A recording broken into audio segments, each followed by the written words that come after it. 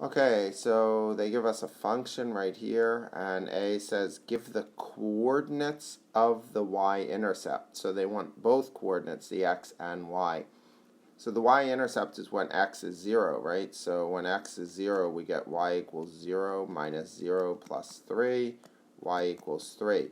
So the coordinates of the y-intercept would be 0, 3. If I said what is the y-intercept, you would write the y-intercept equals 3, right? Okay, so that's worded slightly different. Then it says give the coordinates of the two x-intercepts. Okay, so x-intercepts, basically they're asking the roots or the solutions of this quadratic. So let me make space. So the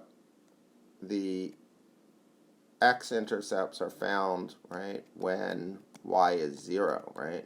So we have this quadratic, and we have 4 methods we learned to solve this, right? We could graph, we could factor, we could complete the square, we could use the quadratic formula.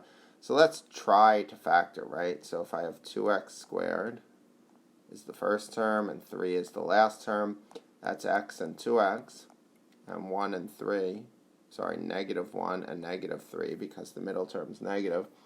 And then I have to swap one of the columns. So let's see if this factors. So I'm looking for negative 7. So I have the top one would give me negative 3 and negative 2. That's negative 5. That doesn't work. The bottom one would give me negative 6 and negative 1, right? So that works. So the factors are 2x and x, and then negative 1 and negative 3. So the zero product property tells us 2x minus 1 is 0, or x minus 3 is 0. So x, 2x equals 1, x equals 1/2, or x equals 3. So now it says give the coordinates of the two x-intercepts. So again, they want them as coordinates. So one of them would be 1/2, 0, and the other would be 3, 0.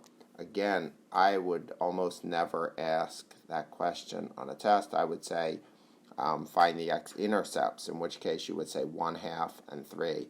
Or I'd say find the solutions or find the roots. But in this case, they explicitly said give the coordinates, so it's going to be given slightly different.